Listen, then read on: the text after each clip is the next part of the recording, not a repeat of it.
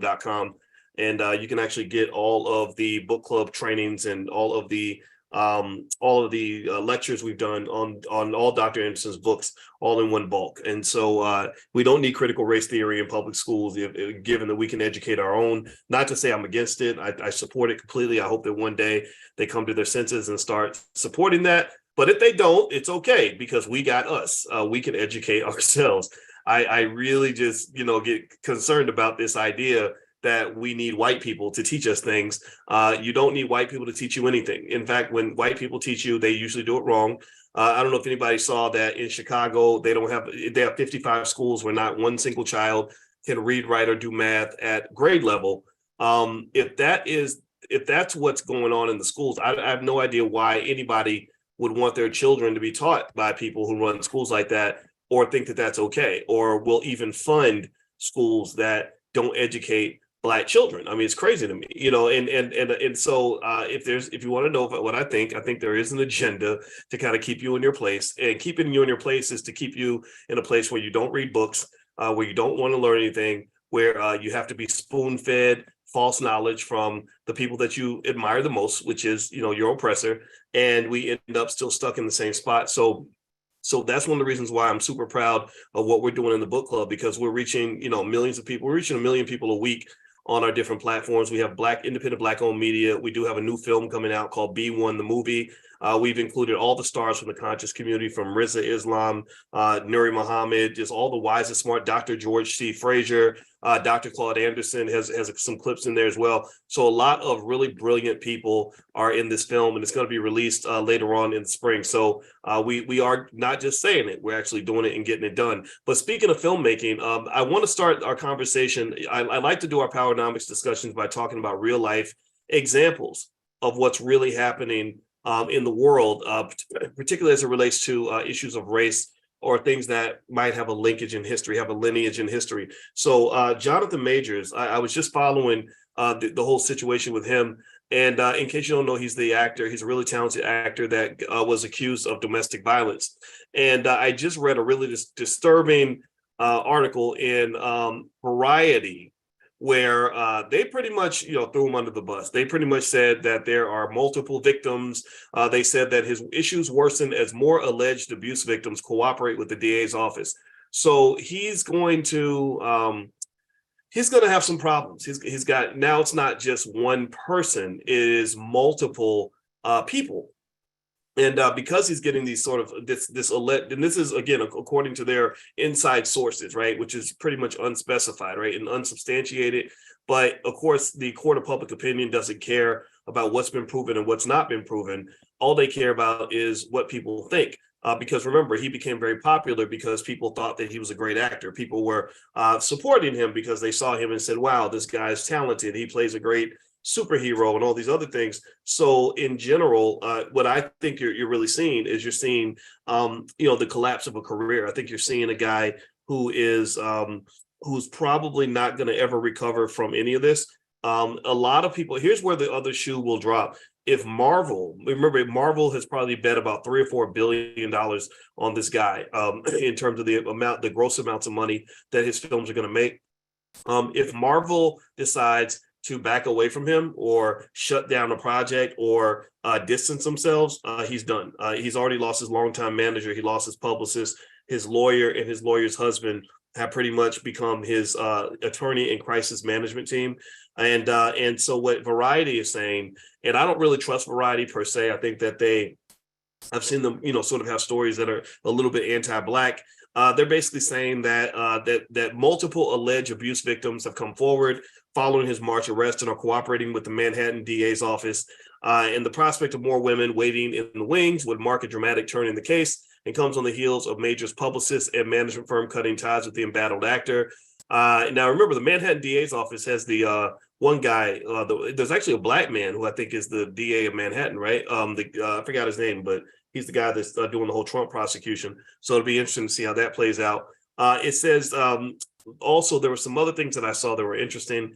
They were talking about how the things that they thought were exonerating him are actually things that they claim make him look more guilty, or at least make him look like there should be more questions answered. His publicist left, stuff like that. And so he's kind of become toxic. And so what is interesting about this, and the reason that, and I wish Dr. Anderson were feeling better so I could have him in on the conversation. He's just not feeling well. Is that, we've sort of seen this happen a lot. And it's not to say that whatever he allegedly did, that it's okay. It's not to say that harming a woman is ever a good thing. It's not. But there is such a thing as innocent till proven guilty, and there is what I almost call a lynch mob energy that can evolve. Lynch mob energy has converted into a form of cancel culture. All that is when the mob just decides that you're just a bad person. They don't like you. They want you gone. And I think that that's more likely to happen to a Black man, and particularly operating in that space. And remember, what forms a lynch mob isn't just one thing, right? It's a combination of systems and institutions. You talk about systematic racism. It's a mixture of systems and institutions that swirl like a tornado and decide that they're going to destroy a Black man. Right? If you remember when the Black Wall Street massacre took place, it wasn't just one thing that led to the destruction of Black Wall Street. It was a group of institutions that all formed, sort of in unison, this effort to destroy this community. The media presented a false narrative. Well, who owns the media? Well, you know who controls the media. So Variety is part of that media, just like back in the Black Wall Street massacre, you had newspaper reporters who were reporting on what was happening over in the Greenwood section of Tulsa. Their reporting was that Black people, and Black men in particular, had gotten out of line, and that the brave white men are going across town to save this damsel in distress because this white woman had been harmed, and they were just making sure that these Negroes were under control. Well, in this particular case, you've got a damsel in distress. I think this woman's probably white, and you see media, the Variety, stepping up and kind of putting their own unique spin on the Jonathan Majors story. And again, similar to Black Wall Street, it wasn't as if people knew facts, right? Facts don't really matter when it comes down to how people feel. When people have feelings, when the lynch mob forms, logic and reason and facts aren't really going to win. And so so again, if you even go back to Black Wall Street, you had the police department where they deputized white men to go in and protect the white community by going and looting and destroying the Black side of town. You had the U.S. government come in and drop bombs on the Black people that were actually trying to defend themselves during all this. Then you had afterward, you had the government of Oklahoma that buried the whole situation, that wouldn't pay out any insurance policies, right? So this systematic destruction of Black people, it's one of those things where, and then the Majors situation reminds me of it, not because I think he's innocent, but because they're not even giving us a chance to find out if he's innocent or not. It's really going to come down to how the public feels about him. And I think that's what Marvel's waiting for. They're not waiting to find out if he did it or not. They're waiting to find out how people feel when it's done. And so when you have media outlets like Variety that are saying, well, we talked to somebody who says that it's probably the case that there are more victims. Well, right there, that's a big slam against Majors. It doesn't matter if it's true or not. It doesn't matter what the subtleties are. It just matters that this is out there in the public. So one of the things that this makes me think about from a powernomics standpoint, and I think it's great that we're reading this book, is that one of the things that we teach in the Black Business School is the importance of you building what we call sturdy children. And sturdy, and this is something I'll be teaching when I go to Houston. I'm going to Houston this weekend for the Black Wealth Bootcamp. If you want to join us, just go to my website, boycewatkins.com. And one of the principles we teach in the Black Business School is that we have to build sturdy children that can develop institutions that can do what the Jewish community did when they built Hollywood. Remember, Variety and William Morris Agency, the agency that manages Jonathan Majors, all that came out of it's out of deliberate action by the Jewish community to develop institutions that will support their agenda, that will support their community, that will allow them, that'll kind of work together as a nexus of relationships that allow them to achieve collective power. So sturdy children, sturdy stands for, it's STERD, right? And the Y is just added just to make it sound good. But the S stands for systems. I think that you should train your children to operate within systems. Systems involve the use of multiple people. It involves working together with others. A system will always make more money than an individual. A system will always have more power than an individual. So part of the reason that we have not won the fight against racism is because racism is systematic. White supremacy is systematic. Your oppression was systematic. When Joe Biden decided to destroy the Black community by building more prisons and hiring more police, he did it on a systematic level. He didn't go hire one great cop or build one prison. He got $10 billion and built dozens of prisons, and then he hired 100,000 cops. He built an army to go and exterminate Black families. And now 30 years later, you see in Chicago where you got all these kids out in the street who are going downtown and beating people up apparently, or whatever the heck's going on, or looting stores and all that. Well, these are the children of the fathers that Biden incarcerated with his drug policies. I know this because I know some of the people. Like, if you go to their houses, a lot of them don't have a father at home. So the T, thank you, Tracy, for that suggestion. I'm going to think about that. The Y, she says the Y should stand for youth. The T stands for technology. People that control technology win. Technology allows a natural scaling process. Elon Musk couldn't be the richest man in the world without technology. In fact, that's what he's known for. That's what he does. So a lot of you have kids that are going to be good with technology. I don't want them to go just get a great job as an engineer. I want them to go and start a company after they get that great job so they can scale up their abilities and get what they really deserve. The E stands for entrepreneurship. You have to have entrepreneurial thinking in the Black community so that we can build those institutions. You have to have people that are committed to planting seeds and developing structures that will allow us to do the things that we want to do. When there's no amount of power I ever had as an employee that matches the amount of power I had when I ran a business. When I ran a business, I get to decide who, the economic fates of people. I get to decide, on massive decision-making, massive agendas that I want to pursue. Right now, for example, we've educated literally millions of people from this platform alone, and I don't have to ask for anybody's permission. I can sort of ideate things and figure out, like with the All Black National Convention, I can sit with my team and say, okay, what's the best way we can create a convention that's really going to help us elevate so that we can move forward as a community, right? So that entrepreneurial piece is really important. Also, entrepreneurship is a safety valve for Black people who run into Jonathan Majors type situations. Your son could run into that scenario one day where some lady says that he slept with her and that he was mean or he's a bad person, and he may say, you know what, screw this. I don't want to be here anymore. I'm going to go and create something of my own, and I'm not afraid to do it because I'm an entrepreneur. So it's just like being in a relationship where you're not afraid to leave. You know that you have options. You got other people you could date besides the person that you're with, or you could be single. You're not afraid of any of those things. But if you're a person who lives out of fear, or you don't feel like anybody will ever want you, or you're just too scared to date, then you might stay in a bad relationship because of that. Well, the same thing is true with economic relationships. People who don't have options don't tend to have the freedom to make the choices they want to make. Black people, we consistently talk about freedom. We consistently talk about freedom, freedom, freedom, freedom, freedom. Well, what does freedom look like? Do you really think about what freedom looks like? Do you understand what it means to have freedom? What is a free person? Most we can't even define that. We just use the word like a buzzword because it's something that the Democratic Party can use to get our votes, or something that a civil rights leader can use to get us to keep supporting that person. But at the end of the day, my question is, do you even know what freedom looks like? Because you can't understand freedom if everything you do is slave-like behavior, if everything you do is because somebody told you, or you're following a crowd. In fact, scientific studies show that 70%, was it 70% or 80%? I think 80% actually of all people follow the crowd, even if the crowd is wrong. And I said, that's insane. They said literally 80% of all people don't have the desire or spiritual or intellectual fortitude to defy an order from an authority, even if they know that order is wrong. And I said, that's scary because, I don't know what to do with that. I said, so I guess my job is to talk to that 20%.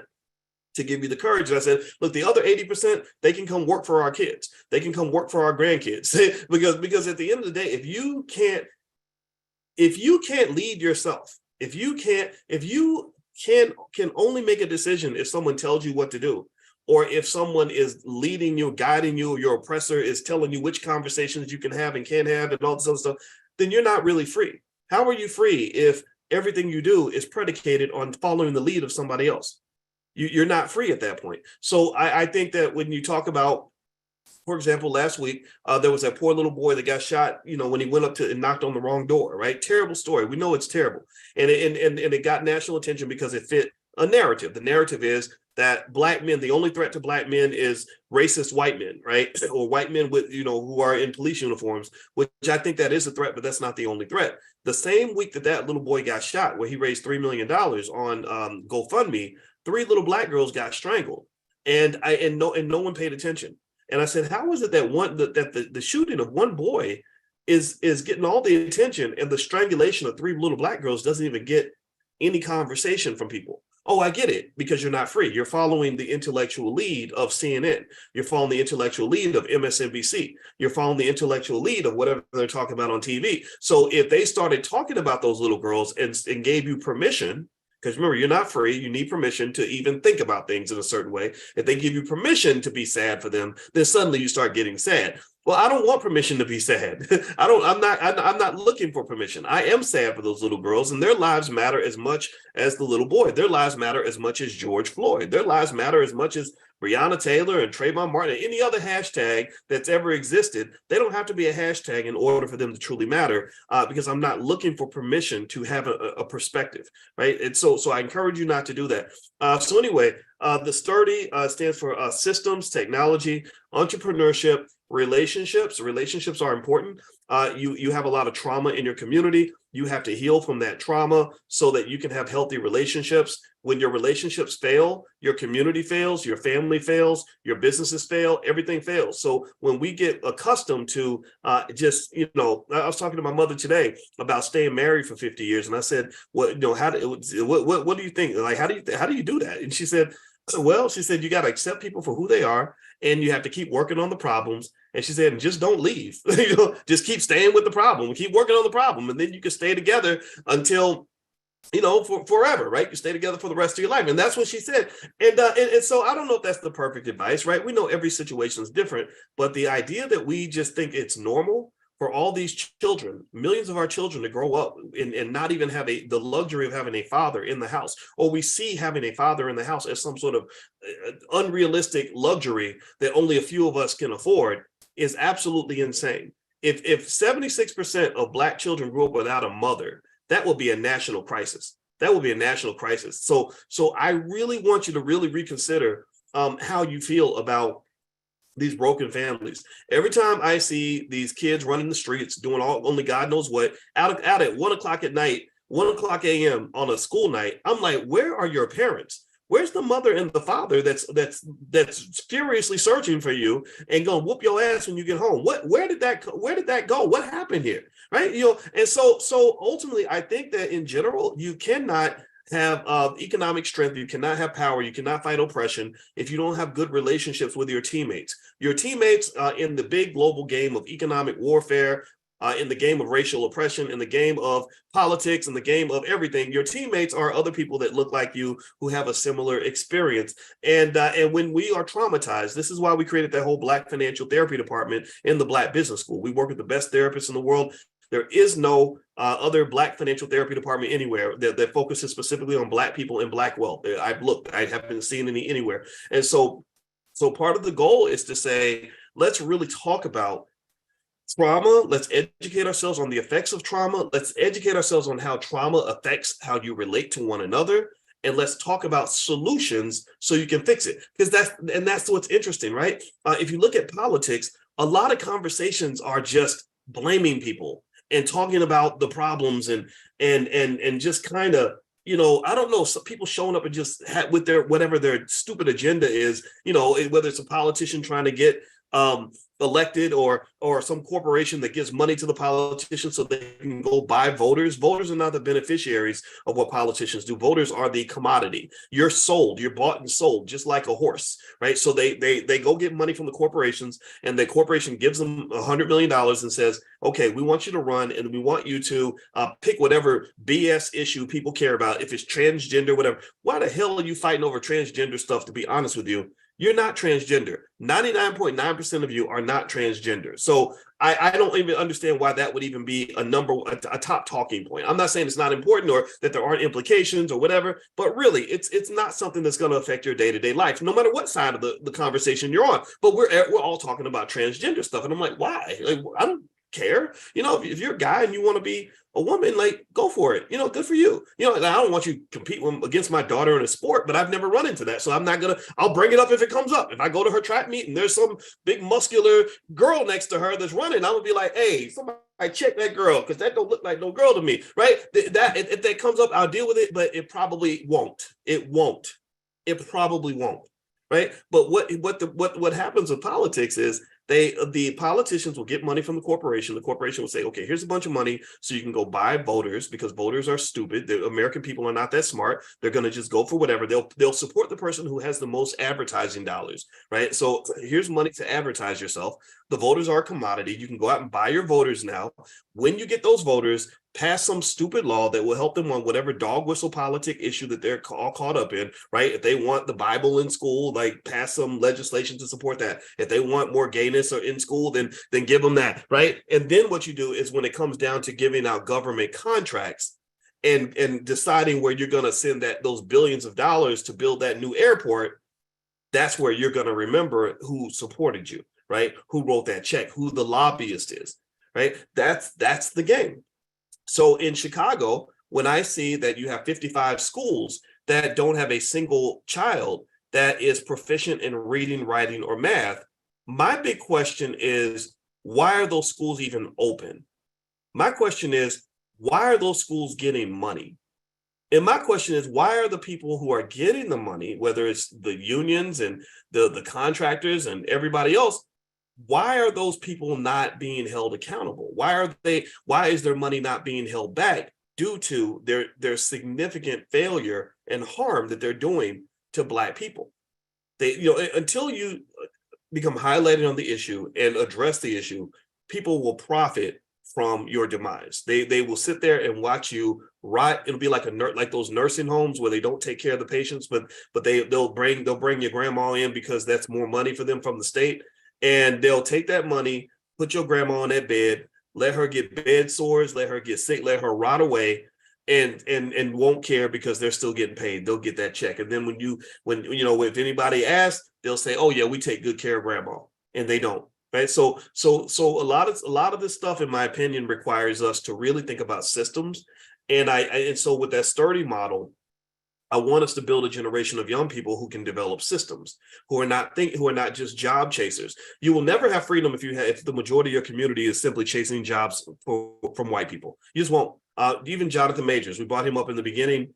He's a high-paid employee right now. That's what he is. And what you're seeing him getting slapped around. Before the trial even starts, he's being slapped around. His career is being ruined and everything else because of an accusation. And maybe he did it, maybe he did it, maybe he didn't, but it won't matter. It won't. It's like a Bill Cosby situation, but earlier in his career, like right at the start of his career, as opposed to 30, 40 years down the line.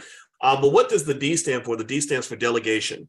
So if you know how to delegate, then what happens is you can operate and make money within a system where you are not doing all the work. You have other people that are helping you, and you have good relationships with those people because you're not showing up traumatized. You're showing up as a decent human being that understands reciprocity, things like that. Like, I can't tell you how many business deals I've seen where massive amounts of money got lost because the person that we were trying to do business with was just a narcissist who really needed a therapist but didn't understand it, right? Who never really got the help they needed, maybe because they were famous and they thought that because they're famous, they can just be a jerk to everybody and it will be okay. And I would say, I'm not working with a jerk because you don't know how to manage your relationships properly. And I would think, gosh, if we'd worked together, we could have really made a lot of money. We could have built some wealth together, but we can't build wealth because you haven't addressed your issues. You're showing up. I show up after seeing my therapist every week to make sure that I'm becoming a better man. I'm open about this. I'm okay with telling everybody, yeah, I love my therapist. I love talking to her and I love processing things so that I can understand my purpose and who I am and how to be happy and how to be good for other people and how to show up in a way that's appropriate, right? But you obviously haven't got your therapist. And they say actually that people who get therapists, they get therapists so they can deal with the people in their lives who won't get a therapist. That's what they say. And so I don't want you to be the person who won't do therapy. I want you to be the person who will. Right. And because once you do that, what you'll learn is how to set proper boundaries, and you'll learn how to deal with people appropriately. You'll know how to pick and choose what kinds of people you even want in your life. You'll know how to deal with that crazy cousin who's always leeching off you. You'll know how to deal with that parent who guilt trips you every time they want something or whatever. Right. So you'll learn how to deal with all these things. So ultimately, what I would say to you is get that help so you can deal with your trauma. So you can form the healthy relationships, form those teams that allow you to delegate, form those systems, utilize technology, learn technology, or get somebody who knows technology, because systems work better in this age with technology. And next thing you know, you'll have a lot more freedom in that context. So anyway, that's my 2 cents. And so I think Jonathan Majors was kind of on my mind today, because I see a guy who's just being slapped around by all these systems. Variety magazine is, I think they've written about me before, and when they wrote about me, they didn't ask me what they thought of. They didn't ask me my opinion. They just did a hit piece. They painted a narrative, and the narrative of me was, I think that I hate Black women because I said I don't think Lizzo should be promoting obesity and negative stereotypes about Black women in exchange for a deal from a record label. I feel like Lizzo can be better than that, right? And I had no say over what they said about me. And the difference is, though, that they swung at me, and because I have intentionally stayed away from that ecosystem, they couldn't actually punch me. They could, sure, there might be people across the country or in another space that don't like me, but I don't care what they think, because those people don't pay my bills. They have nothing to do with my life. I cared nothing about anything that they wrote about me, but these systems are designed to sort of do things and paint certain narratives. Hollywood was intentionally designed that way. If you read that book, An Empire of Their Own, How the Jews Invented Hollywood, you'll see that they developed this specific ecosystem, including the filmmaking and the agencies and tangential businesses, the media and everything, to kind of create a space where they can sort of create a reality. When Walt Disney created the Disney Company, he wanted to create this magical world where all these different forces, this big media company called Disney, which I own stock in, by the way. Disney isn't just a theme park. Disney isn't just Mickey Mouse. Disney isn't just a couple of cartoon characters. Disney is a broad-based operation that includes everything from real estate to magazines, where their goal is to develop and create a world, a magical world that creates a magical narrative where they can create a reality that you will really believe in. Your kids grow up really believing that Frozen is a real person, that you really believe that Cinderella and the Seven Dwarfs and all the other stuff, Mickey Mouse, all these brands are very real to you, and there's a certain brand appeal, and this translates into billions of dollars in money, but more importantly, it translates into extraordinary amounts of power, massive economic power. And what does that mean? Well, I'll give you an example. Right now in Florida, Disney is pretty much at war with the governor of Florida. I don't know if you've seen that, but Disney literally is so powerful that they're going to war with the governor, and they're okay. They're going to win. They're going to win. So I would just tell you that I really think that overall, if you go back to the Black Core of Three and the Black Business School, if you look for solutions, I'm really big on solutions. I was talking to my wife about that today, and I said it's really funny that we all get to arguing back and forth about the politics and opinions and all that. I said what I see is a bunch of problems, and the problems are not being solved. Right? The problem, you have all these kids going to school, they aren't learning, families are broken to pieces, the economics are going down, your wealth is dropping. All this is happening while people are celebrating elections and everything else, right? So in my view, I think the best way to kind of approach it is to keep it really simple. And simplicity says to me that in the Black Business School, we have something called the Black Core of Three. And the Black Core of Three is that we believe Black people should educate our own children, create our own jobs, and support Black-owned businesses. I think if we focus on those three things, then we're going to solve 80% of our problems as it relates to racism. If you educate your own children, they can't be miseducated by somebody else. Your children are going to value you. Education isn't just learning information. Education is teaching you your values. It teaches you what's important. I still remember going and studying. I got my master's degree in mathematics, and I remember going into the office every day, and I would see this. I used to, as a grad student, you have to teach a class. So I used to teach trigonometry at the University of Kentucky. And as you're walking down the hall, they had a set of images of the greatest mathematicians of all time. And every single one of those mathematicians were white. And I remember one day I got mad and I just wrote, and it said the greatest mathematicians of all time. And I think I was young and crazy and radical. So I wrote the greatest white mathematicians of all time, because I was kind of disgruntled. Like, wait a minute. So you're telling me that black men can't do math, just like they say white men can't jump. You're telling me black men can't do math because I don't see one single person on here that looks like me. But is it their fault for glorifying their own? Or is it my fault for believing in their system so much that I'm allowing them to tell me who I am and what I am not? Because if they had the greatest basketball players of all time, I'm sure there'd be some black guys up there, the greatest rappers of all time, we'd make that list, right? But when you talk about, certain other areas, I think that in many cases, when we don't educate ourselves and don't put the energy into developing our own institutions, we end up being subject to the abuse of other people.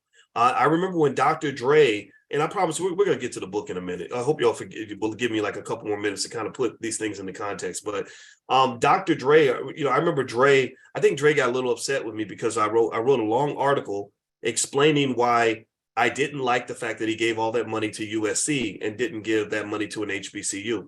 And I still stand by that. It's fine. And the reason I know Dre was upset about it is because I met a guy named, what was his name? Alonzo. Alonzo was the guy who, when I did an event in South Central. I'm trying to close my eyes to remember everything.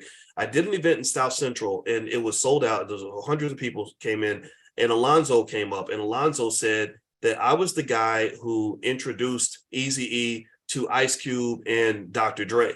And I said, really? And in fact, he had a book or a movie called Not Without Alonzo. And I liked him. He was a very nice guy. And he was the one that mentioned to me that Dr. Dre, that he had shared, he said, I shared your article on my Facebook page and Dre blocked me. And I said, oh, wow, I didn't know he was that upset. But I'd be more than happy to explain to him what my concern was, that, when he gave all this money to USC, it was interesting because, number one, USC's budget is so big that the amount of money he gave isn't going to really make a difference. They would literally spend that much money in a couple of weeks. Their budget is absolutely massive, whereas that amount of money would literally fund an HBCU for the next 200 years and educate, 50,000, 60,000 Black people. But then, in general, I think that it's interesting to me that building institutions requires a mindset. Right? You can be an institution builder and not have a nickel in your pocket. You had people coming out of slavery who had no institutions to lean on. There were no schools that would accept them, and they had no money to lean on, and they still started colleges, schools, and universities because they realized the basics. They went to the basics. They said, okay, all we need is some books and a building and a room. If we have a one-room school, there are people in your lineage who have created one-room schools that educated kids at a level that was 10 times greater than the multi-billion dollar Chicago public school system. Seriously. And I really think that overall, we need to kind of understand that going back to the basics is where we have to go. You can educate your own kids. And so anyway, with Dre, I remember the frustration I had with that. I had a lot of frustration with Kanye West, to the point where I didn't want to talk to him anymore. I don't think he wanted to talk to me. And I didn't understand how a man who was getting checks for $40 million every 2 months from Adidas couldn't see. Sometimes I get mad because I'm like, can't you see what I see? If you took just a little bit of that money, we could go build an HBCU every year. Like this is epic, world-changing amounts of money, and hip hop makes you it reduces your IQ because we're thinking about Gucci belts and fashion shows when literally you could be thinking about the next 200 years of truly transformative legacy in the Black community. And it's happened before. Henry Ford had that kind of mindset. He would take his millions and billions of dollars and go and build entire communities and have thousands of houses for people to live in and have protocols that people lived on. Like he would just go build entire neighborhoods with that money, right? And build schools, all that stuff. So I just really think that that having more of a mindset that involves institution building will go a really long way. And you don't have to have a lot of money to do that. You just have to have something up here. You have to have vision. And so having big money with small vision is like being the tallest basketball player on the court, but you think like, but in your mind, you're only 5 feet tall. So you don't play big, you play small, even though you're the biggest player on the court. And I think that that's what, at least that's what I see with some of our celebrities and stuff like that, which is one of the things that is frustrating me. Okay. All right. So let's see. So someone mentioned, I saw a comment in here about the real estate school having a white man's hands on it or something like that. I think Chanel might be in here. I don't know if Chanel's in the chat, but Chanel, you can take a look at that. Just so you know, if you see a white person's hand somewhere in what we're doing, and actually I'm looking at it, I think that what they're referring to is that we have a real estate certification program we just created in the Black Business School. If you go to boycewatkins.com, you can take a look. And so here's the page. And these are racially ambiguous hands. So I don't see this as white people's hands. So let's keep scrolling. Those are racially ambiguous. I don't see those as being like white hands. Let's keep going. So these are testimonials from students, Black students that are in the school. Those are clearly Black people. So I saw your comment in there, and I want to show respect to it. But if you think that these are white hands, I think that might be your imagination. This could just as easily be a Black person, because Black people are light skinned too. So you had me a little worried. I thought maybe we were doing something wrong, and if we are, just let us know. Like, feel free to reach out to the Black Business School. Chanel's in the chat. Chanel's email is chanel@boycewatkins.com, and that's CHANELL @boycewatkins.com. So feel free to email Chanel if you do see an issue, because this is your institution. Our goal is to build a Harvard for Black people. And when I say that, I'm really serious. I studied Harvard University, how it was built. I have a PhD in finance, so I know how to develop an institution, and this is what we're doing. And it's not hard to do if you have confidence that you can do it. And I think that what happens is that because white folks have so much more money than you don't believe you can do what they can do. You actually, as much as you are mad at them and are upset with them, you actually admire them. You actually look at them as being superior. It's almost like economic gods, right? Economic and political gods, right? And we've talked about this in the book club before. Think about this. When people talk about, I remember hearing James Brown, he said in a song where he said, I don't want nobody to give me nothing, just open the door and I'll get it myself. And on the surface, that sounds like a very empowering statement. Like, look, just open the door and I'll get it myself. And that statement, it took me 45 years to realize that that's not an empowering statement. That's a very limiting statement. Because no disrespect to James Brown, of course, great performer and all that. But I started thinking that now at this stage of my life, I'm like, well, wait a minute. So you're saying I don't want nobody to give me nothing, just open the door and I'll get it myself. Well, who built the door? Who owns the door? Who are you asking to open the door? Like if I have to if there's food inside the house and I feel like I can't eat unless I get inside your house, the house is systematic racism. The house is corporate America. The house is government, whatever it is you're trying to get into, right? I'm trying to get into Master's house and I'm saying, I don't want you to give me nothing. Just open the door and I'll get it myself. So I'm saying to you, okay, you have a house I need to get into. I can't eat unless I get into your house. So I don't want you to give me food. You don't have to deliver it to me. Just open the door and I'll come in and I will feed myself. And I think that type of question could be expanded, or that statement should be expanded to the point where you start talking about and looking at the world through the vision of an economic God. An economic God has that ability to manifest certain things, right? So at that, when you're operating on that God frequency, you can say, well, wait a minute. No, I'm not asking you to open doors, because all doors that I walk through are doors that I built. There are people asking me and asking us to open doors. The Jewish community did it with Hollywood. They have all these doors to fame and fortune and everything else that you want. And every year, thousands of people, period, go to Hollywood with all these dreams that somebody's going to open a door. Somebody open the door, I could be the next Jonathan Majors. Somebody open the door so I could be the next Angela Bassett. Somebody open the door so I could be the next Denzel, right? So you're going there and they're saying, yeah, if you behave, we'll open the door for you. If you misbehave, we're not going to open the door for you. And where your limited perspective has come into play, and this is where I want you to expand your thinking, is that you're looking at it like, well, that's the only door I can go through that's going to give me what I want. Right. And so when I talk to my daughter, who is a talented actress and singer and everything else, and I'm reminding her of her Black girl magic and encouraging her and preparing her for the future, I let her know, no, your daddy is a king who builds doors. So we're not really begging anybody to let us through the door. We'll accept an invitation to eat at your house. But if your door is shut, we've got a house down the street and we're going to be eating good no matter what you say.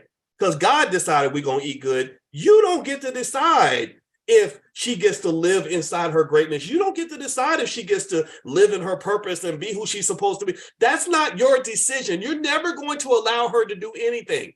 She is going to decide herself because her family is going to come with a level of systematic thinking and economic fortification that allows her to manifest and create whatever she wants to create. If she look, if you want to do a play, great. You want to be the star, awesome. Let's raise some money, do a play, write the script, and make yourself the star. It's that easy. No auditions, no begging, no casting couch, none of that stuff. We're not doing those things. Right. So I encourage you to understand, and this is nothing new. This is what I'm saying to you is only radical because a Black man is saying it. It's only radical because we're not raised this way. It only sounds crazy because a lot of us just don't see that in ourselves. But people do this all the time. All the time. Let me give you a real life example. Elon Musk.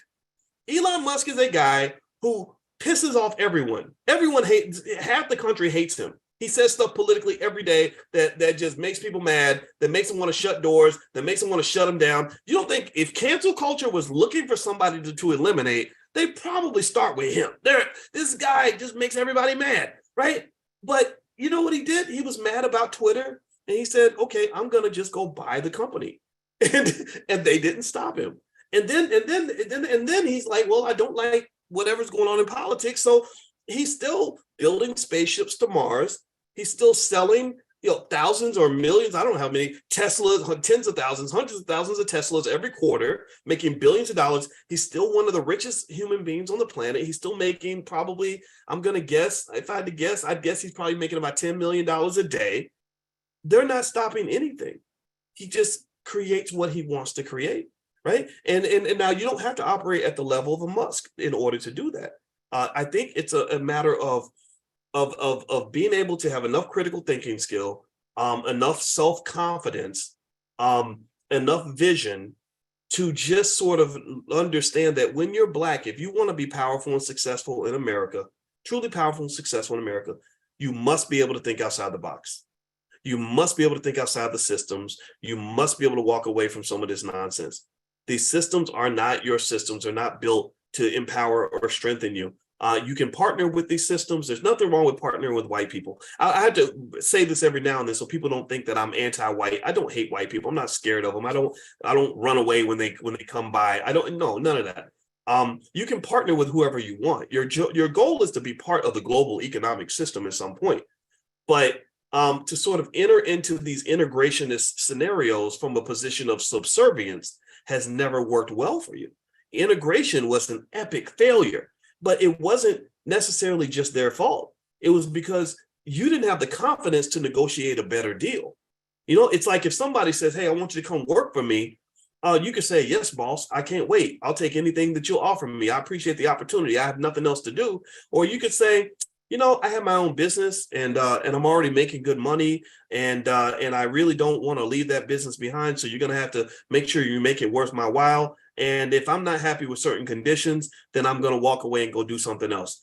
Even if a more practical example is when you look at rappers that negotiate record deals, you have some rappers who hate their deals, who are mad, who feel like record labels are predatory, scandalous, scoundrels that steal their money, and it's a terrible experience because they got screwed. And that's true. They are predatory. They are scoundrels. They're all these things, right? But then you have some rappers who say, no, I actually like my deal. My deal was pretty good.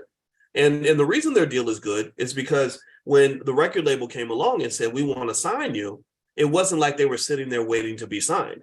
They already had business interests. They already were making money, back in the day, selling tapes out of the trunk of their car. E40 was doing this. Master P was doing this, right? So you had different types of artists. You had those that were sitting around waiting to get signed, and you had those who were already manifesting their position as an economic god before you ever came along and offered them a couple of butter biscuits. So even MC Hammer was selling tapes out of his car before he got a record deal. And so he was able to negotiate a better deal because he had options. So integration didn't work, in my opinion, because we did not have any options. That's my point. That's my point. Okay, guys. So anyway, let me slow down a little bit, and we're going to jump in this book. This is the longest I've ever gone without jumping right into the book, but I wanted to kind of, I don't know, I just trust myself in terms of sharing a stream of consciousness, and I hope that it's beneficial to you. And these are the things that were on my mind. And by the way, we're going to start reading Powernomics. You can go to powernomics.com to get Dr. Anderson's books. We're going to start on page 192. His website is powernomics.com. And this section is called Know Your Competitors. And this is interesting. And by the way, if you're watching on Instagram, I'm going to have to shut off the Instagram. So if you'd like to join us, just go to the link in the bio and look for the book club, and you can join, or you can go to drboycetv.com and you can take a look from there. So so take care, guys. And also a reminder, I'll be in Houston on the 21st and 22nd. So if you'd like to join us for the Black Wealth Bootcamp in Houston, feel free to do that. And there we go. All right. So let me do a couple things here. I gotta do something with my phone real quick. All right, so I'm really excited because we're almost done with Dr. Anderson's book, and it's taken us about a year to get through it. And after we finish this book, we're going to jump into his next book. I want to go to the Black History Reader. Since everyone's talking, and since we all kind of are trained to believe that we need white people to teach us history, the Black History Reader is a great opportunity for us to teach ourselves history. And what this book does is it goes through all these little secret facts of history that you'll never learn in school. And it's the coolest book ever. And I think that will be an appropriate next stop for us in the book club. And for those that have been here for a while, some of you have been here for a couple of years, I want to say thanks for hanging out with me. And I'm glad you guys enjoyed it and gained something from it. I'm just doing my best. Sometimes I don't even know what's going to work and what's not going to work. So if I ever embarrass myself in the future, just forgive me. Just know that it wasn't intentional. All right. So let's hop in. I don't know how many of you have a copy of the book or not, but let's jump in. Okay. All right. So he says to promote its own self-interest, a group should only select for allies. So he's talking about allies here. It should only select for allies those who will support the group and will not benefit from its demise. So one thing Dr. Anderson talks about is this idea that you have people, and I know he talks a lot about immigration at some point, where he basically says that part of the reason it's tough for you to form partnerships with certain people is because you have what you would call misaligned incentives. Misaligned incentives means that that their incentives are not the same as yours. If they benefit from your demise, then you've got a problem. So for example, I think about even my mother was saying that she was concerned about with the stuff with the teen mobs in Chicago, and she feels like the same liberals who encouraged everything that was going on during the pandemic are going to be the first ones to go lock up all those kids who are running up and down the streets in Chicago. And I don't know if that's true or not, but I do know that that when you talk about white fear and what happened during the mass incarceration epidemic, it was really Democrats that kind of led the charge on a lot of that. It wasn't just a Republican thing. They just happened to agree on that. So he says there's an orchestrated effort to avoid Black issues and to supplant them with Hispanics and other minorities. In 1972, the National Hispanic Party conceived a plan to subordinate Black Americans by the year 2000 by bringing in a layer of minority ethnic groups between Blacks and whites. The Hispanic empowerment strategy is to track and copy everything that Black Americans do politically and economically, then offer Hispanics as a more socially acceptable alternative to Blacks. Like Asian, Arab, European, gay, handicapped, and women's organizations, Hispanic organizations do not promote a Black agenda, nor do they equate Black and Hispanic interests. So Dr. Anderson argues here on page 192 of Powernomics, he's basically saying that your big problem, the reason that you have all these problems that don't get solved is because there's nobody that has a specific pure Black agenda. There's nobody that's saying, okay, I'm here to solve problems for the Black community and nobody else. You're the only group that actually has civil rights organizations that say, we're here for everybody. We're here for poor people, handicapped people, white women, or whatever. And you're even representing groups that didn't even ask for your representation. I think that's a little bit weird. So anyway, he also says that Hispanics and other so-called minorities are competing against Blacks, whether the Black overclass knows it or not. Some Hispanic groups are even more competitive and freely state their intent to totally displace Blacks on the American agenda. In the spring of 1997, C-SPAN aired conference sessions on the Council for La Raza. Several speakers spoke openly and emphatically about how Hispanics would change the issues in this country from Black and white to white and Hispanic. The number of Hispanics in the United States tripled between 1970 and 1990 and will surpass the Black population by 2002. Obviously, we're 20 years too late, and you've seen what has happened. While Hispanics prepare to celebrate becoming this nation's majority minority population, there is little public discussion on the socioeconomic impact on Black Americans. In a society that maintains a racial hierarchy, discord can be expected as groups compete for resources, especially if one group is shackled by harmful legacies. Arthur Michael Lind, in his book, The Next American Nation, spoke of Hispanics, how they inherited affirmative action and other programs that were originally designed to help Black Americans because Black leadership failed to protest it. Lind said, one by one, Hispanic mayors will replace Black mayors, Hispanic contractors will edge out Black contractors, Hispanic quotas in education and hiring will increase, Hispanics will demand their own congressional districts at the price, if necessary, of the destruction of the Black majority districts. Now, what's funny to me is that you do have Black politicians. You know, Chicago just got a Black mayor. And so you still have the Black politicians out there, but you don't really have Black politicians who are able to really put the Black community at the top of the priority list. I don't think it's realistic to expect that either, because to run for office, you need a lot of money. And that money comes from people who don't really have a direct interest in supporting the Black community. So the Black community will probably struggle in a lot of areas, because if you don't pour into a problem, then that problem's not going to be solved. If you don't feed the baby, then the baby's going to starve. If you're not taking care of a flower, then it's not going to grow. It's going to shrivel up. And so the question that I encourage you to ask yourselves is, who is responsible? Who has resources and who is responsible and deeply committed to ensuring that the Black community has what it needs? You know, who's responsible for making sure that there's enough economic opportunity in the Black community? Who is committed, solely committed to ensuring that the Black community, that the kids are being educated, that they're being fed, that the families are staying together, that they're protected? Who's doing this, right? Nobody.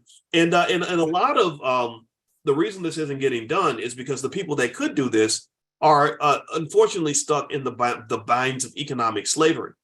You can't put into your community the way you want, because you got to get up and go to work. So it's like if you got a parent that's at home and they're sick and they need food and they need medicine, but you have to go to work every day, then you're not going to be able to care for them the way you would want to.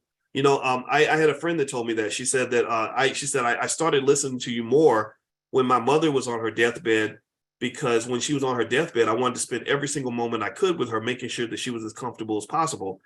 But I couldn't do that after a point because my boss told me I had to go to work. And so, and by the way, can you guys still hear me? Let me know if you can still hear me, okay?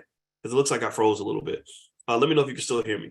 And so here's the deal, right? So I compare that to, with my parents. I'll be quite frank. My parents, health is kind of a challenge. We're working through some stuff, and because I have a certain amount of freedom, I'm able to pour into them. I'm able to say, I'm stopping everything because I'm going to really be here for my mother. I'm going to be there for my father, right? I can't do that because I've got to go and make sure that they get what they need, right? So as a result, they're better off because I can make them my top priority. Well, why can I do that? Because I have the freedom to do that, right? The economic freedom. So the foundation for me having the freedom to be there for them the way I want to started years ago with the economic plan. So with Black people, I encourage you to really understand how your economic plan, how much wealth you build, how you build that wealth, how you manage it, what economic situation you put yourself into forms the foundation of whether or not you can even use the word freedom and add it to the word freedom to your vocabulary. It's very hard in America for a poor working class person to truly be free. It's just really hard. I'm not saying it's not possible. I mean, you could let go of any desires. You know, you could let go of any desire to have housing or food, or, well, not food, but, you know, minimal food, no material items. I mean, there are people that do that. There are people that live in a minimalist kind of way, and minimalists actually are more economically free in many cases than people who make 10 times more money than them, because your degree of economic freedom comes down to your ability to give yourself the things that you need without having to go into situations that don't make you comfortable. The ability to say no, to walk away from stuff, right? So ultimately, you have to think about this economic freedom piece if you're ever going to talk about rebuilding a sustainable community. People that are economically free are able to do what needs to be done. They can go build what needs to be built. They can go spend time where time needs to be spent. They're not going to say, hey, I would be there helping the community, but I got to go to work. Or the celebrities even, they say, well, I would help the Black community, but there's too much money over here, you know, white people. So they're slaves. Some of them are slaves to greed. This might be a guy who makes 10 million a year, and he's thinking, if I go and help Black people, I'm going to lose another 10 million I could be making, he's never learned how to free himself from the greed that comes with never knowing when to say enough is enough, to say I have enough money. So here's an example of freedom and what freedom might look like. I think Kyrie Irving in the NBA is a good example of freedom. I don't know what all his politics are, but I can say that the fact that Kyrie has the fortitude to say, you know, I don't really care if you sign me for another $300 million contract or whatever. The fact that he can even do that shows a type of awareness that is admirable. I mean, you could define it as silly, right? Like, wait, you're giving up all that money. Look at all the things you can do with that money. I get that too, but it's admirable in the sense that he understands a few things a lot of people never understand. He understands, wait a minute, I have enough money. Like, I don't need more money. He also understands that there are things more important than money, and he understands that you know, he's at a point where there's only so much that they can really do to him. So he's okay with whatever that looks like. So he's not sort of constrained by in a way that certain other celebrities might be constrained. So I like where Kyrie stands, because whatever Kyrie wants to do, whatever he wants to pour into, he can do that. And he doesn't have to necessarily worry about losing anything that's going to really hurt him. Okay. So get free. If you get free, then you can kind of do what you want. And then what you'll find is that for a free person that's conscientious in terms of knowing what to do with that free money and free time, that person will tend to have a better life. They'll have better health, mental and physical. They'll have a better family. They'll have better relationships. And that community around them will be a better community because you can pour into that. You have better kids because you can spend time with your kids. You have a better spouse because you can spend time working on your marriage. You're more educated because you can spend time learning the things that you really want to learn. You're more fulfilled because you can do things that you're more passionate about, right? So the Black community, I believe the Black community struggles because it gets neglected. Everybody's busy serving somebody else, so you can't spend time serving yourselves and serving each other. So let's jump forward. So Dr. Anderson basically says that. He says, one by one, Hispanic mayors will replace Black mayors, etc. Hispanic quotas in education and hiring will increase. Hispanics will demand their own congressional districts at the expense of destruction of Black majority districts. He also says he wondered what women and ethnic minorities, he wondered what Black civil rights leaders would have said in the 1960s had they known that within one generation, the primary beneficiaries of affirmative action and other civil rights initiatives would be well-to-do white women. Asians and Hispanics, most of these Hispanics are classified as whites and lived in Mexico, Cuba, Salvador, Honduras, and Guatemala for decades after the end of the civil rights movement, yet they now displace Blacks. How do today's Black leaders justify their active role in helping women, Hispanics, Asians, and other immigrants capitalize on Black issues and then edge out and subordinate Blacks? Political action step number 2, challenge immigration laws and public policies that have forced Black people to become this nation's only non-immigrant and permanent minority. Blacks must mobilize at the grassroots level and challenge this nation's immigration policies, which force them to be the only planned, permanent, involuntary minority in a social democracy that operates on the premise that the majority will win and rule, and the minority will lose and be ruled. Wealth and power follow the numbers. This country was founded on the principles of liberty, opportunity, and reward for achievement, so long as you were white or could reasonably be accepted as white. In the mid-1970s, Blacks made up approximately 34% of the total population. After the ratification of the U.S., pay attention now, 1700s, 34%. Let's stop right there. So you were 34% of the population back then. Does anybody know what percentage we are now? What, about 11, 12, 12%, 11%?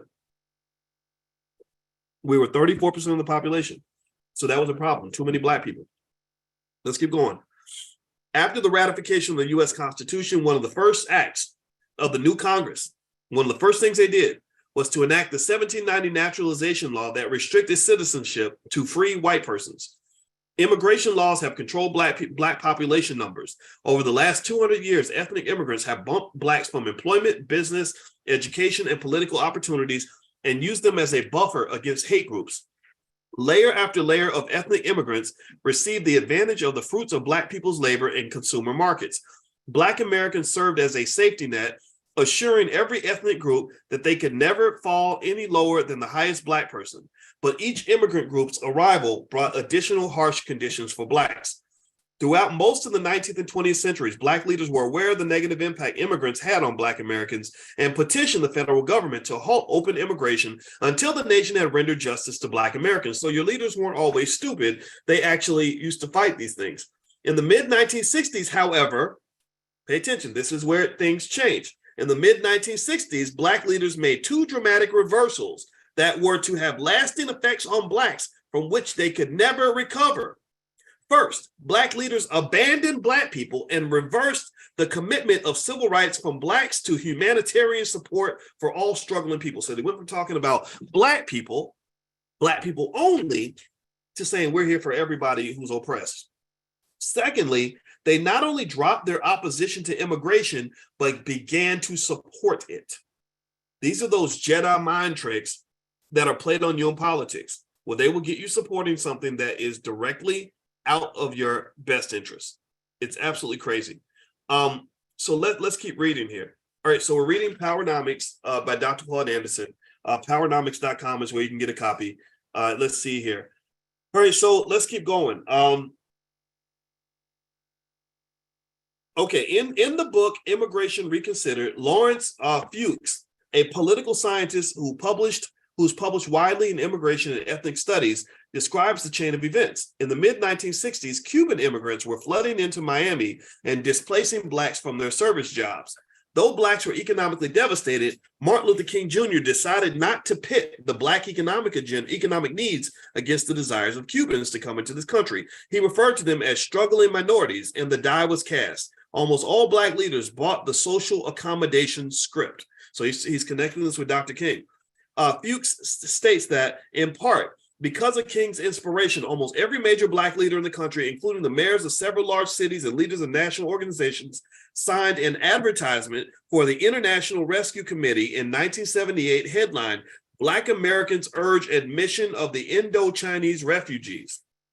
Fuchs says that King's altruistic attitude was picked up by such people as Vernon Jordan, past president of the Urban League, Benjamin Hooks, past president of the NAACP, Jesse Jackson, founder of the Rainbow Coalition, and various members of the Congressional Black Caucus.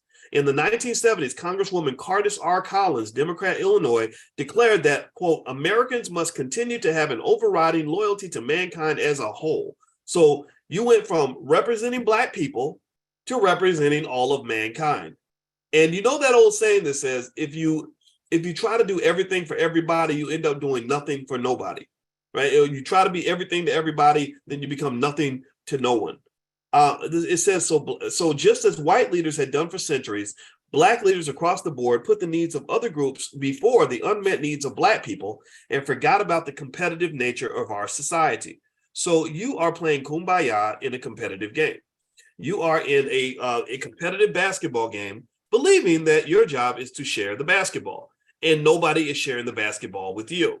Right. So that's pretty much what Dr. Anderson is saying. So he says Black people suffered a double loss when their leaders reversed their attitudes about immigration. Not only were the needs of Black Americans subordinated, but so were the needs of people of African descent outside the United States. The leaders did not challenge immigration policies that prohibited immigration from Black countries, committing instead to make them a little more comfortable wherever they were. They were satisfied pushing America to rid Haiti of a despot political regime rather than pushing America to extend the same immigration options to Haitians or Africans that they extended to European, Asian, and Latin American nations, just like the Ukrainians who are coming here by the boatload, and the Afghan people and all these other countries where they're bringing all these people over here. You ain't never heard about them bringing tens of thousands of Haitians to the United States. Like the first immigration law, let me go back here. Hold on. Black people remained on the bottom of the pecking order as their leaders helped competing groups come in above them. Like the first immigration law, the 1924 law declared America to be a white nation and had zero immigration quota for people of African descent. That means that if you were British and white, they would accept an unlimited number of people. The darker you got, the smaller the quota would be. When they got to the darkest, when they got to people that look like me, African people, they said that we don't want any. The number was actually zero. We want zero Africans here. That's why your numbers have dropped. That's why your vote doesn't matter in the elections. They tell you that it matters, but it does matter it matters for people unlike you. It matters for them, but it doesn't matter for you. It gives benefits to them, but it doesn't benefit you. Again, you are the chicken who was invited over to somebody's house for a chicken dinner. You were invited over for dinner and you think you're there to eat. No, you're not there to eat. You're there to get eaten. So your presence at the dinner is important. Your presence at the dinner does make sure people get fed. Your presence at the dinner is valued, but it's not going to be done in such a way that it values you. The chicken does not win. The chicken is going to get eaten. And that's what you are. You are the chicken. So let me just say this. So your vote does matter. Just remember, it doesn't end up mattering for you because they can't point to substantive benefits that the Black community has experienced from voting for the same politicians over and over and over again. They just can't find examples. All right, so let's keep going. Like the first immigration law, the 1924 law declared America to be a white nation, blah, blah, blah, blah. Let's see here. That remained in effect until the mid-1960s. When it increased from 0 to 0.5%. So they went from saying, we'll take zero Africans to taking 0.5%. The new immigration laws ensured that European ethnic groups, later expanded to Asians and Hispanics, remained dominant by setting new quotas based first on national origin of immigrants, then on their skills and training and family reunification. In some rare exceptions, foreigners were granted political asylum. Millions of Hispanics and Asians illegally immigrate to America and are regularly granted amnesty. For physical and ideological reasons, people of African descent do not qualify for the special exemptions. They cannot walk across the border, and since Blacks around the world live under similar conditions, it is difficult to prove that they are immigrating for political rather than economic reasons. Black Americans cannot reproduce fast enough to keep up with the pace of 3 or 4 million immigrants who enter annually in this country. What can the Black masses do at this time? Grassroots Blacks can begin by pressuring their leaders to go back and address the needs of Black people. That's happening right now. That's already happening. I'm seeing some of these politicians realizing that with the new Black media, when you got people out here like the Vicky Dillards and the Tariq Nasheeds and TD Hip Hop Media and some others that are saying things that need to be heard, people are responding to that. The politicians are noticing that, and the MSNBC folks, they're trying to act like it doesn't exist, but it's too loud. They can't ignore it, and it is making a difference because they're losing elections and they don't know why, and they realize that they're going to have to start listening to people that are actually involved in the community. Black leaders can demonstrate their commitment to their own people by challenging the immigration laws, calling for national dialogue, and mobilizing Black masses. Black people can relocate their places of residence to become a majority population in specific cities or regions of the country. Blacks would have a population advantage. If they were to relocate or ethno-aggregate in 6 southern states of Florida, Mississippi, Alabama, Georgia, Louisiana, and South Carolina, they could become a significant political and economic force and impact regional and national politics. They could control the electoral votes in presidential elections. Once they become the majority population, they must begin to act like the majority. Many Blacks reacted to immigration by fleeing their former neighborhoods. Blacks living in suburban areas near large urban cities could increase their political and economic impact by relocating back into key communities and cities. Local governments could offer the Black middle class incentives such as tax abatements, homestead sites, as well as business, employment, and political opportunities to encourage them to relocate into Black urban neighborhoods. Municipal political bodies, especially those in majority Black cities, must publicly define what constitutes a quote-unquote minority. If Blacks were originally classified as a minority because they were legally and customarily excluded from this nation's political, economic, educational, and social resources, what is the justification for classifying ethnic, religious, class, gender, and language groups as minorities and equating them to Black Americans? When were these groups shut out of the system without alternatives? Less than 1% of them were in this country when Blacks were being enslaved and Jim Crow segregated. Why is the poverty of ethnic groups that came into the country in that condition equated to Black poverty, which stems from 260 years of slavery? These are the kinds of questions that Blacks ought to raise with both Black and white leaders. So what Dr. Anderson is saying here, and I'm going to stop here on page 197 of Powernomics. He's basically saying, why in the world would you let anybody be compared to you in that way, in an inappropriate way? If somebody is poor in China and then they come to the United States and they're poor in the United States, how is that equivalent to the poverty that a Black person has in America, which is connected to their 260 or 400 year history in this country, right? There's no comparison. They're not the same. If you go to other countries, and you are a poor Black person and you immigrate to Russia or Ukraine or wherever, they're not going to equate you as a poor Black American to a poor Ukrainian if you're both living in Ukraine. Or you go to Japan, they're not going to say, well, a poor Black person from the United States is going to be put in the same box as a poor Japanese man who has roots in this country, who's really native to this country. So I think that standing up for those rights, I think that what Dr. Anderson is saying in Powernomics is that it's very important that we speak up on the things that we should be allowed to speak up on. And I know one of the moves that we're seeking to make here is I've been trying to develop this platform space for a long time because I think that my ideas I have ideas that are worth hearing. And I wanted to force my way into certain conversations.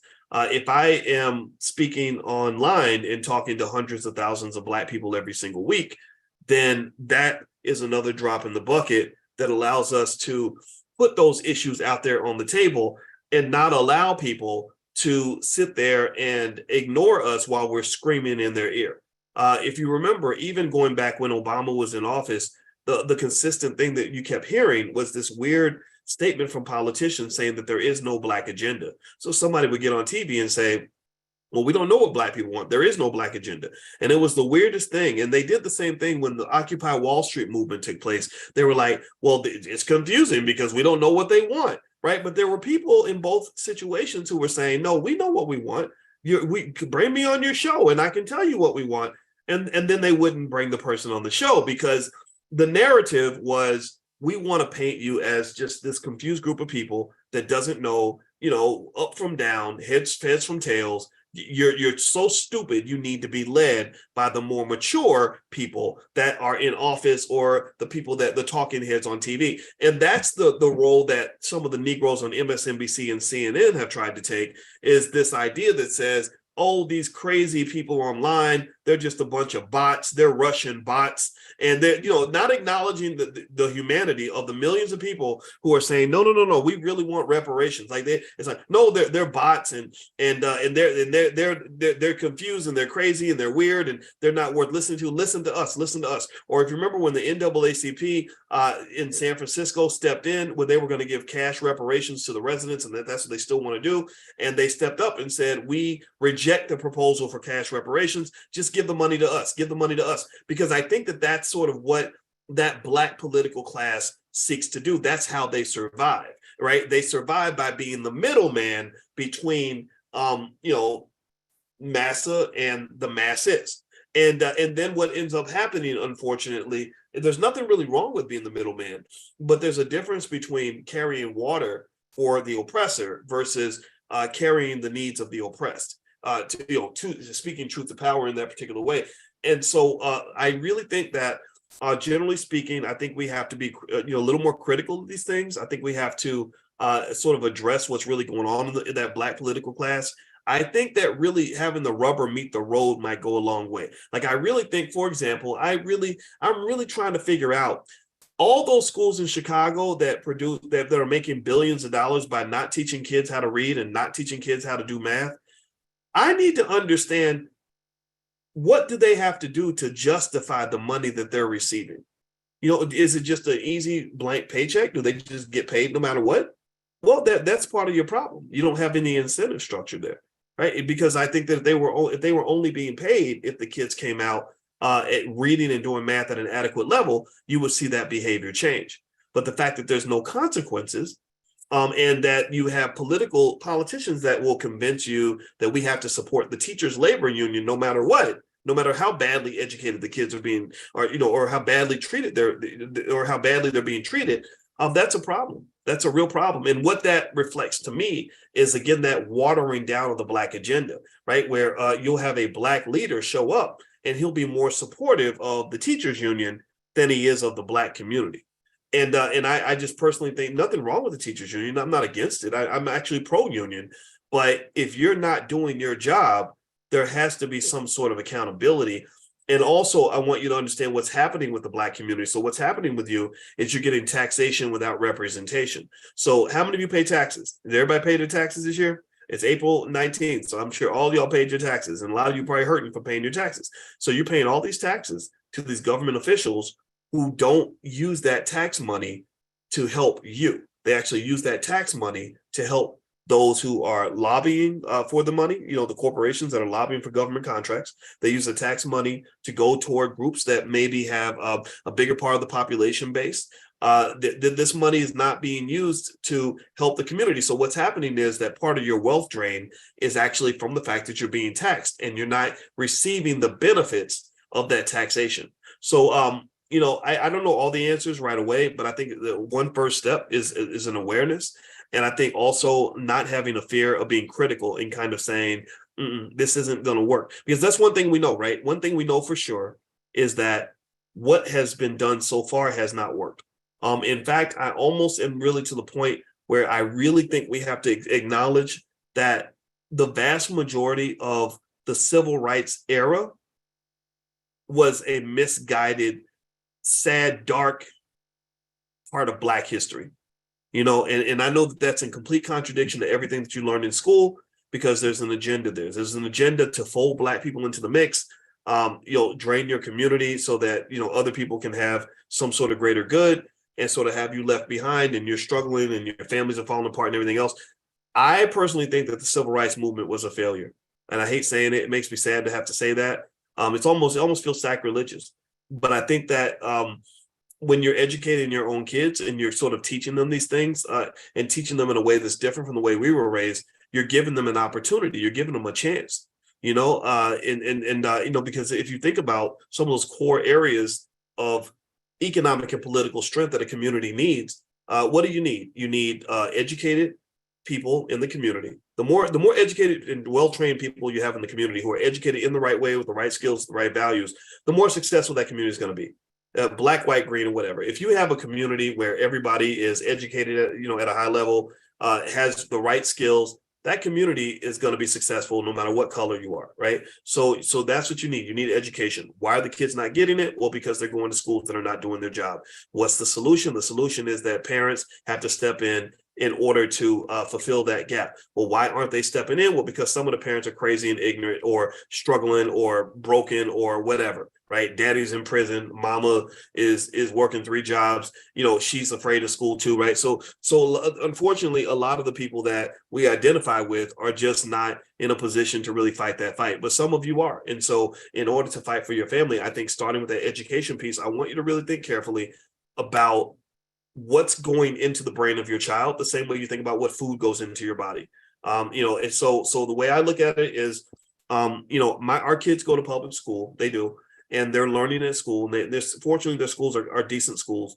Nothing against the school, but I make sure that I am a primary educator of these kids in terms of teaching them, like, look, okay, this is what you learned in school, but here's how the world really works, and here's what you really need to know. Okay, you're a Black man, you really got to learn how to have your own business, because working for people sucks when you're a Black male, because one little thing, a little accusation or whatever, they're not going to treat you right. Now you can go get that job if you want, but there's a difference between working because you want to versus working because you have to. And I really want you to have options. So let's talk about what that actually looks like. Let's talk about what that means to head a family. Let's talk about what that means to, to be a husband, all these other things, right? So that's the first area, right? Education. You've got to intervene on that. You have access to all the best education on earth right there on your laptop. You have access to everything from Google searches to Chat GPT to YouTube, everything, just so much stuff out here. There's no excuse for you not to be able to educate your kids. Number two is family structure. These broken families, my God, this has been one of the most devastating things to happen to the Black community. It's like a social version of a nuclear bomb when you have so many babies that are born and don't even have a fighting chance to have a mother and a father that are in the house trying to maintain a family, trying to raise this child together. So what is happening online in a lot of cases is there is a massive re-education campaign kind of occurring right now where you've got factions of the community. Sure, you got the ignorance out here for real. We know that's out there. But then you've got so many people that are allowing us to really reinstill the pride of being a good father, right? The pride of loving a Black woman, the pride of loving a Black man, the pride of having a Black family. And I don't want you to ignore that, right? So when you start seeing the ignorance and the ratchetness and the craziness, just know that there's so many people that are more determined than ever to get the tools and the skills that they need to develop a strong family. And let me tell you, that plays out so heavily in all your outcomes: health, wealth, relationships, everything, especially when you talk about wealth and aging and retirement and all that. Keeping that family together, that becomes your source of fortification. So when that one person, that single woman who don't need no man, or that man who wants to just be a player and don't want to commit to anybody and doesn't care about Black women or doesn't care about his kids, watch what happens when those people get past the age of about 50, 55, or 60, and they start hitting health problems, and they start getting older, and they start actually needing support, or they run into a financial crisis, right? Watch what occurs. That leads to a struggle, because you don't have a tribe, you don't have a clique, you don't have a gang, you don't have a group, you don't have a crew. Nobody's there to really back you up. So you're out here doing everything by yourself because you followed along with an agenda. I knew a lady, I'm not going to say her name, but she is a famous Black feminist that if I said her name, you would instantly know who I'm talking about, but I'm not going to say her name. I know somebody that worked with her, and she admired her a lot. She looked up to her and would learn from her and everything else, read all her stuff. And she said that when this lady, that she confessed to her when she was about maybe 65, 70 years old, she said, I've been fighting this whole fight my whole life, and it's been against the patriarchy and this, that, and the other. And she said, one day it really hit me when I went to the hospital and I needed a ride home. And she said, I had nobody to pick me up to take me home from the hospital.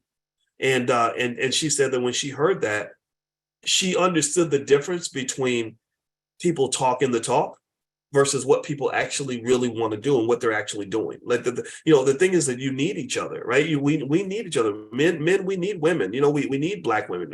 We have to respect them. We get frustrated, but we have to respect them. The same thing is true with women.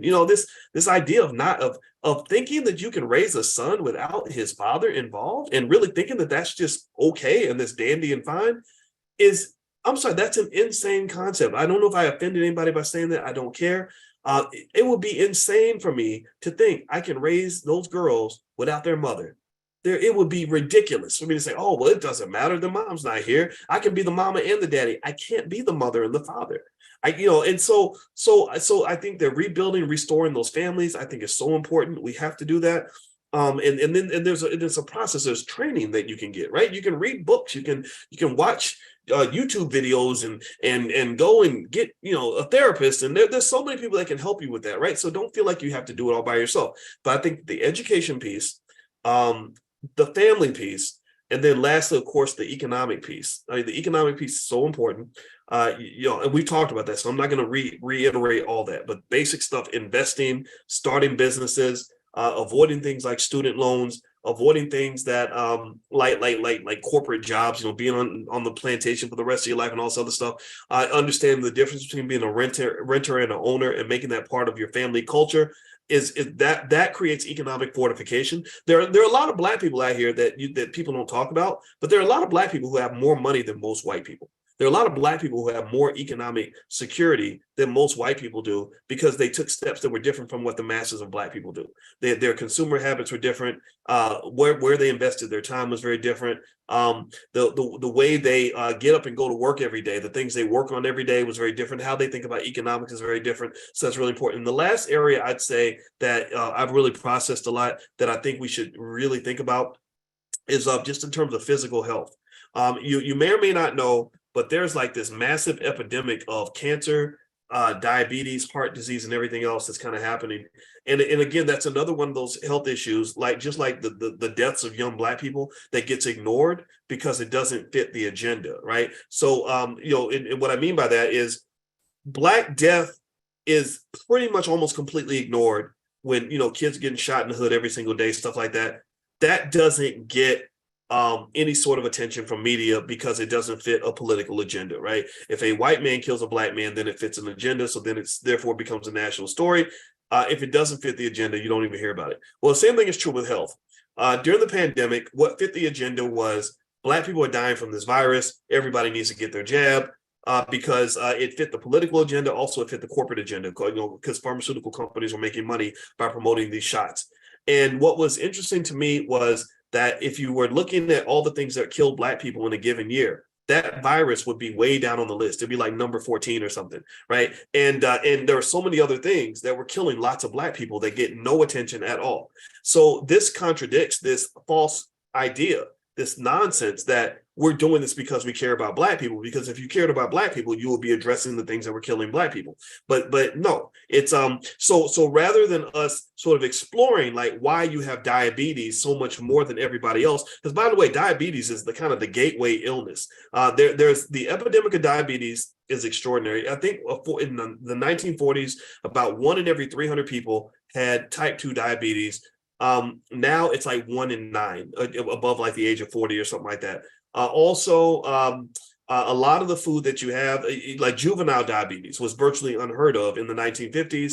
It's all over the place now because kids are eating a bunch of crap that's really screwing them up at an early age. So effectively, if you're really thinking about health of Black people, you again have to go off the grid and really explore that and say, okay, what's really going on? Then what you'll find is that when you look at processed foods and the sugar and everything else that they put in the food, that's part of what's killing you. So I would say that given that health is more important than wealth, health is not wealth. Health is more important than wealth. If you don't believe me, go find a dying billionaire and ask him, if I took away all your billions for you to get all your health back, would you be willing to make that sacrifice? I bet you most of them would say yes. If you ask a dying billionaire, which would you rather have, your health or your money? He would say my health, right? So health is not wealth. Health is more important than wealth. Also, time is not money. Time is more important than money. I've lost money. I got it back. Time, I've lost time. I've never gotten that time back. I'll never be 22 years old again, right? So ultimately, given that health is wealth, or health is more important than wealth, then I think really sort of processing our health is really important, because there's so many things that are happening that we don't talk about. Like, for example, I know the Black Panther guy, Chadwick Boseman, died from colon cancer. Well, then that's when I found out from a friend of mine who's an expert on colon cancer that there's a colon cancer epidemic affecting Black men all across this country. And he talked about things like soda and the processed food and everything else. And then, of course, with men, we don't go to the doctor and stuff like that. And again, if you are a slave mentally and you need someone else to lead you to that conversation, like you need white people to start talking about it before you really realize it's an epidemic. Like, so for example, you'll get scared to death when it comes to COVID. You'll talk about the virus all day long, right? But you won't talk about colon cancer and diabetes and all these things that are really truly killing Black people at a much higher level. Then that's a problem for me. That tells me you're not really you're not really trying to be an intellectual leader. You're being a follower. So to me, if you want to talk about the virus, you can believe whatever you want. Mass getting vaxxed. I don't care about that stuff. But I mean, you can do whatever you want. But then at that point, lead me to other conversations that are more impactful. Like, help me understand things that just don't make sense. Like, why would we talk about talk about the importance of Black lives mattering and Black people dying from the virus, but at the same time, you will promote singers like Lizzo who promote obesity and tell you that obesity is body positivity and that it's a wonderful thing.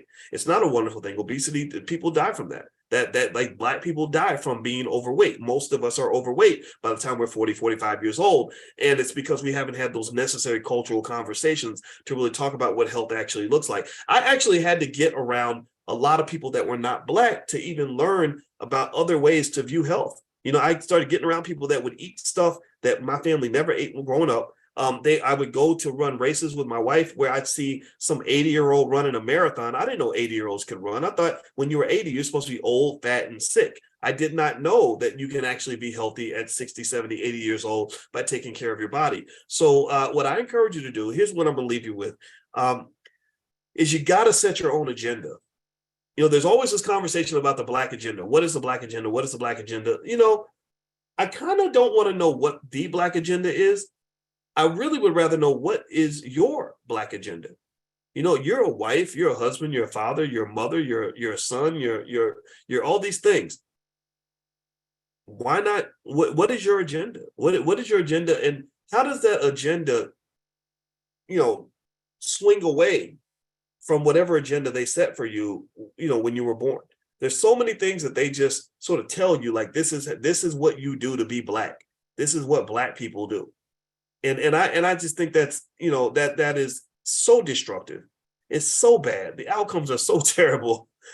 So many unhealthy things that we just think we're supposed to do because we're Black that will kill you right in front of your face. And you won't even stop to even ask yourself, like, wait a minute, this don't make no sense, man. I'm not doing this stuff.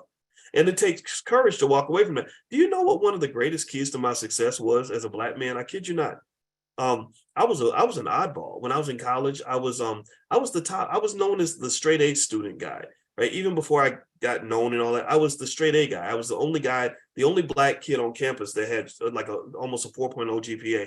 And you know what one of my keys of success was? I stopped hanging around about 80% of the Black men that I knew on campus. Like, I didn't when it came to me setting my goals, I realized I can't be like you. You're gonna lose.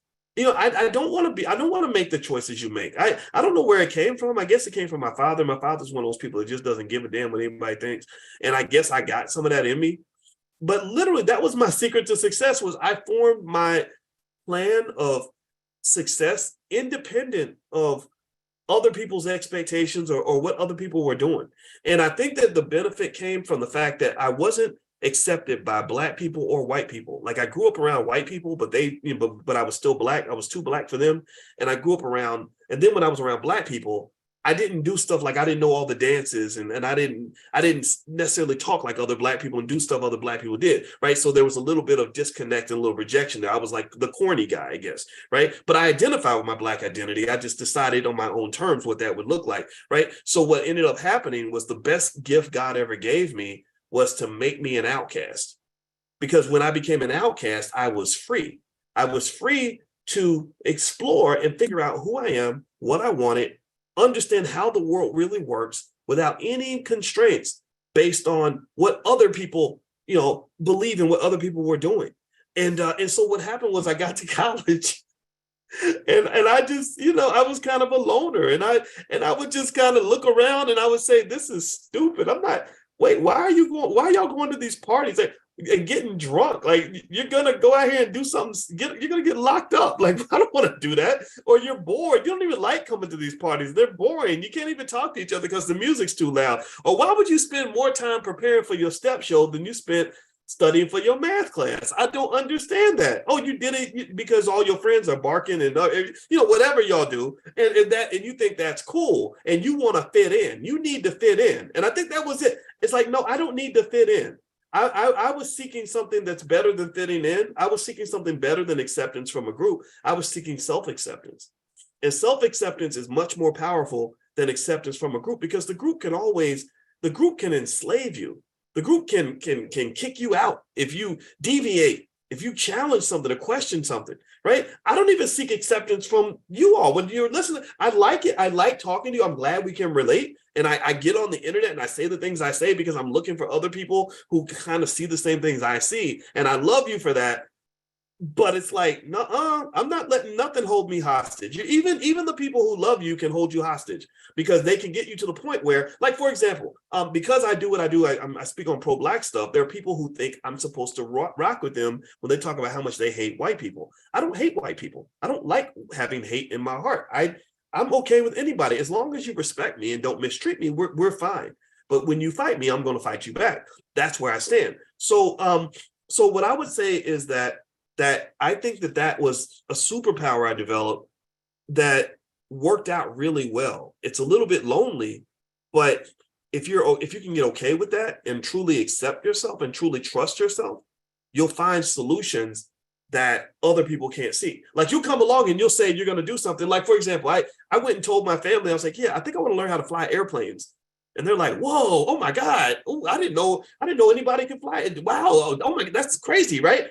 But people fly airplanes. There are thousands of people that can fly an airplane. It's just where I come from, nobody does that, right? Like, that was like weird. That was like almost like an idea from outer space.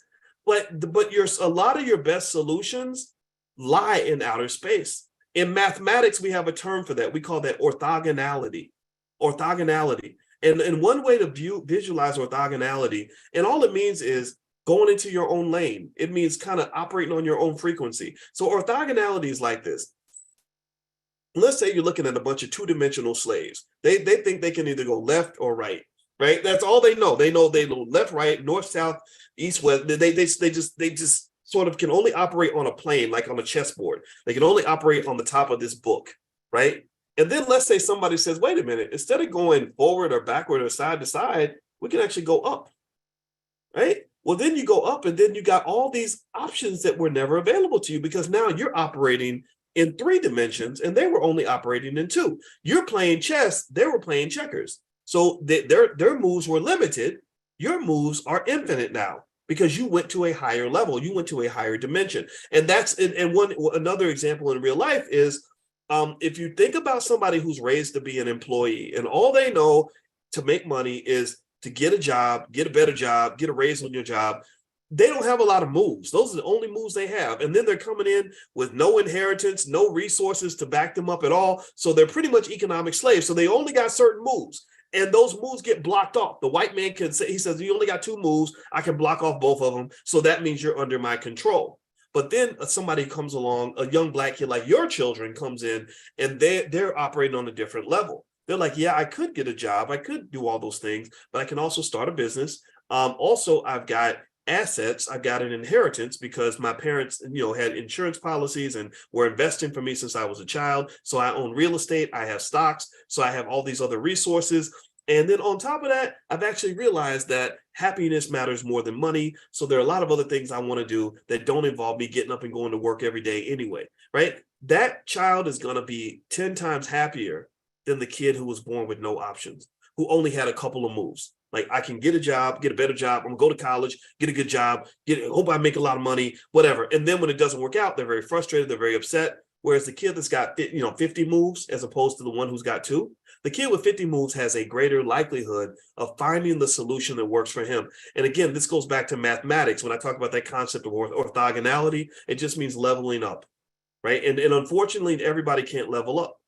Because you're indoctrinated to a way of thinking at a very early age. This is all very deliberate. So those of you that are capable of leveling up, I congratulate you. I think honestly, there's only probably 20% of our people that I believe really have the courage or the ability to truly level up. I think that the brainwashing is just so deep. So for those of you that have broken outside of that, my job is to encourage you to not be afraid to do that, to explore that. Because again, speaking mathematically, I'm a mathematician, so I think mathematically a lot.